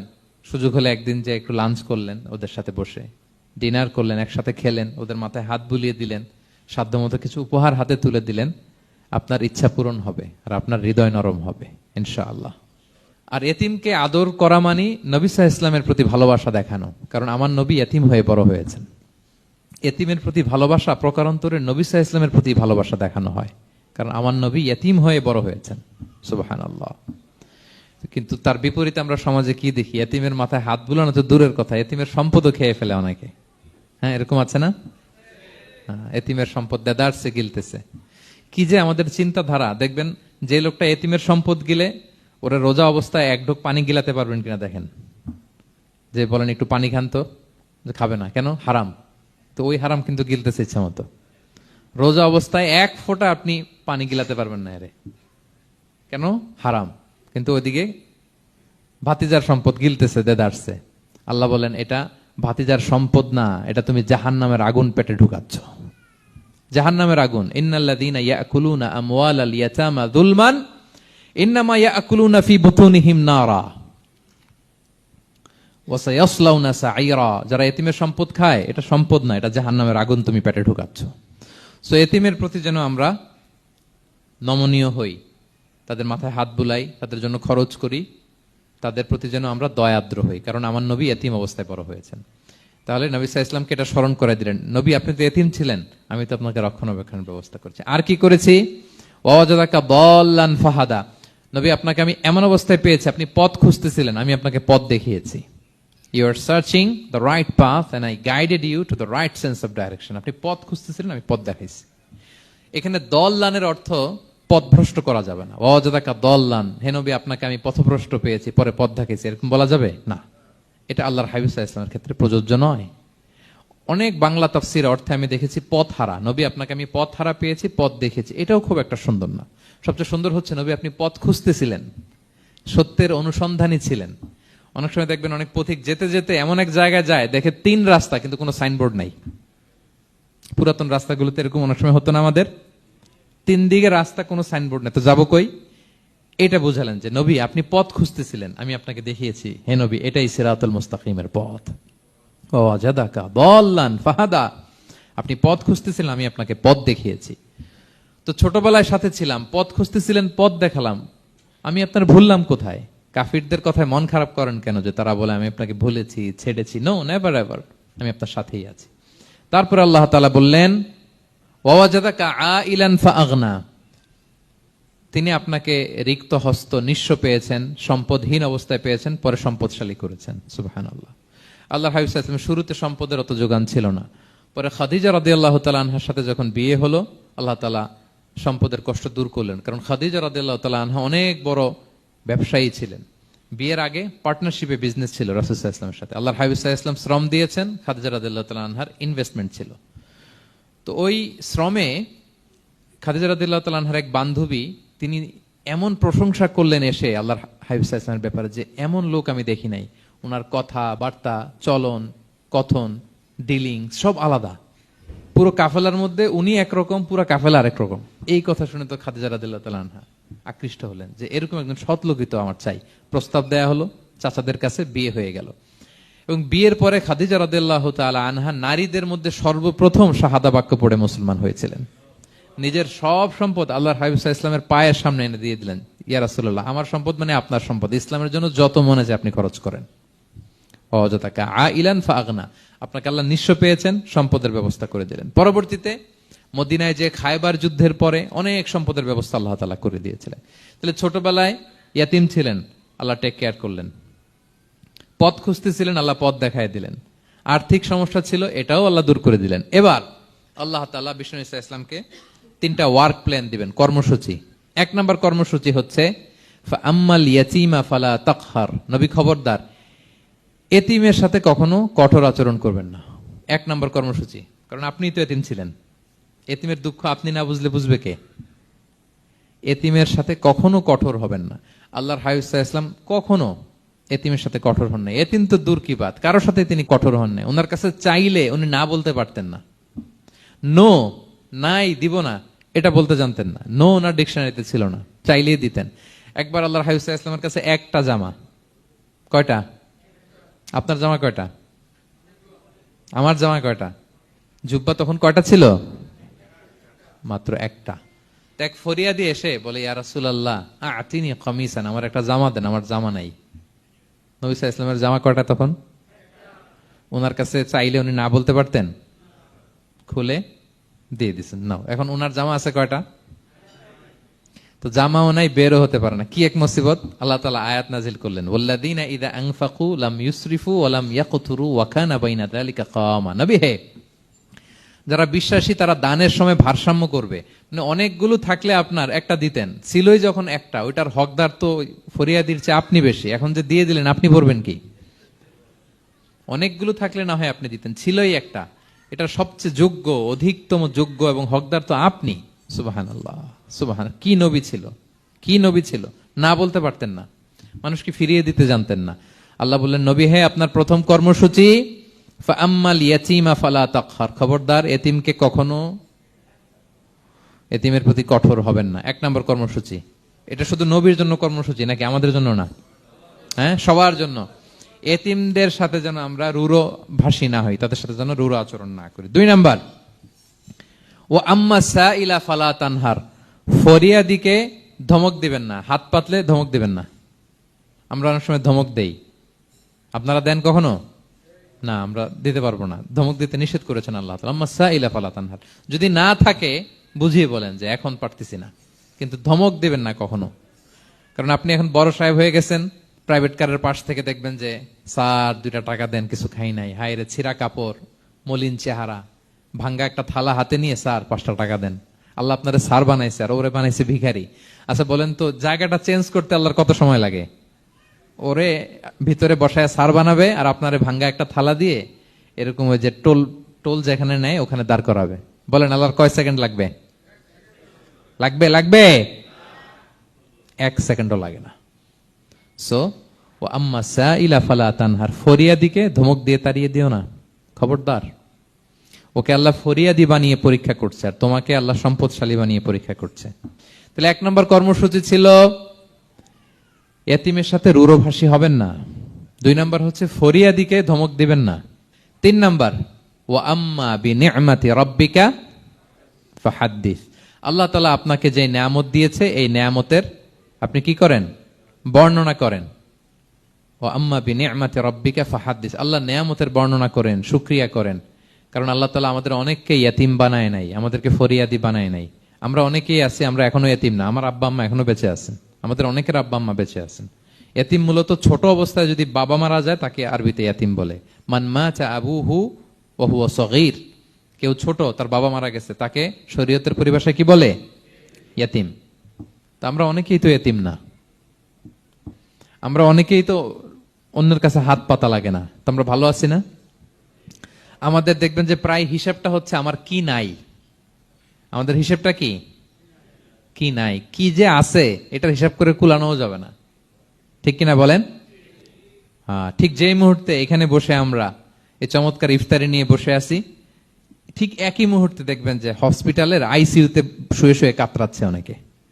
হ্যাঁ, ঠিক এই মুহূর্তে কিডনি ডায়ালিসিস চলতেছে, দেখছেন? কিডনি পেশেন্ট এদিকে ছিদ্র করে ব্লাড সব বের হয়ে রিফাইনিং হয়ে আরেক দিক দিয়ে ঢুকে, ওর চিৎকার শুনলে। বার্ন ইউনিটে গেছেন কখনো? আগুনে পোড়া রোগী, আপনার তো অনেক কিছু নাই, আমার এটা নাই ওইটা নাই, আল্লাহ এটা দিল না, এটা নিয়ে আসেন। আপনি বার্ন ইউনিটে একদিন যায়েন, তাহলে বুঝবেন যে আল্লাহ আপনার কত শান্তিতে রেখেছে। না খেয়ে কয় রাত কাটিয়েছি আমরা, বলেন তো? কত লোক বাড়ি ভাড়া পরিশোধ করতে পারে না, ঋণের বোঝায় জর্জরিত, দুরারোগ্য ব্যাধিতে আক্রান্ত, ক্যান্সারের লাস্ট স্টেজে। তাদের সাথে একটু দেখা করেন, 4th স্টেজে চলে আসছে ক্যান্সার পেশেন্ট। তার চেহারা, তার খাবার, তার চলাফেরা, কিভাবে তার প্রতিটা সেকেন্ড কাটে, একটু দেখে আসবেন, তাইলে বুঝবেন যে কত আল্লাহর দেয়া নেয়ামতের সাগরে হাবুডুবু খাই আমরা। এজন্য আল্লাহ বলেছেন 3 নম্বর কর্মসূচি হচ্ছে ওয়া আম্মা বিনি'মাতি রাব্বিকা ফাহাদ্দিস, আল্লাহ নেয়ামতের শুকরগুজার হও। আল্লাহ যে নেয়ামত দিয়েছে এই নেয়ামত তুমি বর্ণনা করো। অনেকে আছে আল্লাহ নেয়ামত দিলে ওটা প্রকাশ করতে চায় না, এটা আল্লাহ পছন্দ করে না। মানে আপনি যদি অনেক সম্পদশালী হন, আপনি সুন্দর পরিচ্ছন্ন জামা পরবেন, মানুষকে দান করবেন, আপনার বাড়ি ঘর সুন্দর হবে, এটা নিষেধ নয়, এটা ভালো। আপনি আল্লাহর দেয়া নেয়ামত ব্যবহার করতে পারবেন এবং বলতেও পারবেন, কিন্তু শুকরান লা ফখরান, শুকরিয়া স্বরূপ বলবেন, ফখর করে, অহংকার করে না। বলতে পারেন আলহামদুলিল্লাহ, আল্লাহ তাআলা আমাকে 4টা ছেলে দান করেছে, 4 জন হাফেজ, আল্লাহ তাআলা আমাকে থাকার মতো একটা ঘর দিয়েছে, একটা বাড়ি দিয়েছে, একটা গাড়ি দিয়েছে, সম্মান নিয়ে সমাজে চলার মতো আল্লাহ তাআলা আমাকে দিয়েছেন। এটা যদি আপনি শুকরিয়া স্বরূপ বলেন, এটাতে সমস্যা নেই, কিন্তু অহংকার নিয়ে বলা যাবে না। ইন্নাল্লাহা ইউহিব্বু আইয়ারা আসারা নি'মাতিহি আলা আবদিহি, আল্লাহ তাআলা যে নেয়ামত তার বান্দাকে দিল ওইটার একটা নমুনা দেখতে আল্লাহ পছন্দ করে। আল্লাহ বানাইছে আপনার বিলিয়নিয়ার, আপনি হচ্ছেন ছেঁড়া পরা জামা পরে চলেন, হবে? বানাইছে আল্লাহ তাআলা আপনাকে অনেক সম্পদশালী, আপনার চলা ফেরা কোনো রুচিই নাই, এটা হইলো না। আল্লাহ চায় যে তোমার যে নেয়ামত দিছে এটার একটা নমুনা তোমার মধ্যে থাক, এটাও শুকরগুজার হওয়ার একটা আলামত। তাহলে 3 নম্বর কর্মসূচি কি? ওয়া আম্মা বিনি'মাতি রাব্বিকা ফাহাদ্দিস, আল্লাহর নেয়ামতের শুকরগুজার হও, আল্লাহ তাআলা যে নেয়ামত দিয়েছে সেটা বর্ণনা করো। তাহলে প্রিয় ভাইরা, সূরাতুদ দোহা এটা হচ্ছে একটা মোটিভেশনাল সূরা, আশা জাগানিয়া সূরা, অ্যান্টি ডিপ্রেশন বলি আমি এই সূরাটাকে। ডিপ্রেশন থাকলে চলে যাবে, কারণ ওয়ালাল আখিরাতু খায়রুল লাকা মিনাল উলা। হে নবী, আপনার পরবর্তী সময় আপনার পূর্ববর্তী সময়ের চেয়ে ভালো। সবসময় আশাবাদী হবেন। সূরা দোহার 1 নম্বর শিক্ষা হচ্ছে বি অপটিমিস্টিক, মানে অপটিমিজম, আশাবাদী হওয়া, নিরাশ হওয়া যাবে না। বিশ্বাসীদের, মুমিন মুসলিমের ডিকশনারিতে হতাশা নিরাশা নাই। আমার ডিকশনারিতে অন্তত নাই, আপনাদের আছে কিনা জানি না। আজকে থেকে বলেন, আপনাদের ডিকশনারিতে হতাশা নিরাশা রাখবেন? আমাদের কোনো হতাশা নাই, নিরাশা নাই। কারণ আমরা যে পরিস্থিতিতে থাকি না কেন, আমাদের সাথে কে আছেন? লা তাহজান ইন্নাল্লাহা মা'ানা। চিন্তিত হয়ো না, আল্লাহ আমার সাথে আছেন। আল্লাহ আমার সাথে আছেন বললেই দেখবেন মুস্কানের মতো এক তাকবীর আপনার মুখ দিয়ে বেরোচ্ছে, এমন এনার্জি বেরোচ্ছে, গোটা বিশ্ব আপনি জয় করে ফেলবেন তখন। এটাই আমাদের সবচেয়ে বড় পাওয়ার। আমাদের সাথে কে আছে? ইন্নাল্লাহা মা'ানা, আল্লাহ তাআলা আমাদের সাথে আছেন। তাহলে সূরা দোহার আজকের তাফসীরের 1 নাম্বার লেসন হচ্ছে optimism. Believer should be optimistic always. বিশ্বাসীরা আশাবাদী হয়, নিরাশ হয় না, হতাশ হয় না, হাল ছাড়ে না। বিশ্বাসীরা ভরসা রাখে এক মহান সত্তার উপর। আওয়াজ করে বলেন তো, তিনি কে? আল্লাহর উপর ভরসা রাখে, আমরা নিরাশ হই না। 2 নাম্বার শিক্ষা হচ্ছে গ্রেটফুলনেস, কৃতজ্ঞতা। আপনার জীবনে অনেক কিছু আছে, নাই নাই বলবেন না, শুধু কমপ্লেইন করবেন না। অনেকে দেখবেন শুধু অভিযোগ, এটা নাই, ওইটা নাই, এই পাইলাম না, ওর আছে এটা, ওর, আমার সাথে কেন এমন হয়, আমার সাথে শুধু আমার সমস্যা। এগুলো যারা বলে তাদেরকে আল্লাহ নেয়ামত আরো ছিনিয়ে নেয়। বরং যারা অল্প পেয়েও বলে আলহামদুলিল্লাহ, তাদেরকে নেয়ামত দেওয়ার ধারাবাহিকতা আল্লাহ তাআলা অব্যাহত রাখেন। সব অবস্থায় আলহামদুলিল্লাহ, যে কোনো পরিস্থিতিতে, যে কোনো অবস্থায় কি বলবো আমরা? আপনি খেয়াল করে দেখেন না যে আপনার কি কি আছে, কত কিছু যে আপনার আছে, অবাক করা। 3 নাম্বার কাইন্ডনেস। 3 নাম্বার লেসন হচ্ছে কাইন্ডনেস, দয়া। আমরা যেন অন্যের প্রতি দয়াশীল হই। আপনি অন্যের প্রতি দয়ালু হলে আপনার প্রতি দয়ালু হবো কে? ওয়াল্লাহু ফি আউনি আবদিহি মা দামাল আবদু ফি আউনি আখি। আল্লাহ ততক্ষণ পর্যন্ত কোন বান্দার সাহায্যে থাকে যতক্ষণ পর্যন্ত ওই বান্দা তার ভাইয়ের সাহায্যে থাকে। তাহলে বলেন তো, আল্লাহর সাহায্য পাওয়ার প্রথম শর্ত কি? অন্যের জন্য সাহায্যের হাত বাড়িয়ে দেওয়া। তাহলে মনে থাকবে তো? নাকি এতিমকে ধাক্কা দিয়ে বের করে দিবেন? ফরিয়াদিকে ধমক দিবেন একটা? বড় সাহেব তো আপনি, বড় স্যার, খবরদার। তাহলে 1 নম্বর লেসন অপটিমিজম। আমরা হতাশ হব না, হতাশা আমাদের ডায়েরিতে নাই, আমরা আশাবাদী, আমরা আল্লাহর রহম ভরসার ভিখারি, ঠিক কিনা বলেন? 2 নম্বর লেসন হচ্ছে গ্রেটফুলনেস। আমরা সবসময় আল্লাহর প্রতি শুকরগুজার হব, কৃতজ্ঞ হব। আল্লাহর হাবিব সাল্লাল্লাহু আলাইহি ওয়াসাল্লাম বলতেন, আল্লাহুম্মা জাআলনি সাবুরা ওয়া জাআলনি শাকুরা ওয়া জাআলনি ফি আইনি সাগীরা ওয়া ফি আয়ুনিন নাসি কাবীরা। আল্লাহ, আপনি আমাকে ধৈর্যশীল বান্দা বানান, আপনি আমাকে শুকরগুজার বানান। আল্লাহ, আমার চোখে আমাকে ছোট বানান। আল্লাহ, গোটা বিশ্বের মানুষের চোখে, জনতার চোখে আমাকে বড় বানান। আওয়াজ করে পড়েন আমিন। এই দোয়াটা বেশি বেশি পড়বেন। আর সব শেষে আমরা যেন কাইন্ড হতে পারি, অন্যের প্রতি দয়ালু হতে পারি। যে রহম করে সে রহম প্রাপ্ত হয়, যে অন্যকে দয়া দেখায় সে আল্লাহর পক্ষ থেকে দয়া পায়। আল্লাহ তাআলা আমাদের সবাইকে কথাগুলো বোঝার ও আমল করার তৌফিক দান করুক। হাযা মা ইনদি ওয়াল ইলমু ইনদাল্লাহি আলাইহি তাওয়াক্কালতু ওয়া ইলাইহি উনীব। আসসালামু আলাইকুম ওয়া রাহমাতুল্লাহি ওয়া বারাকাতুহু।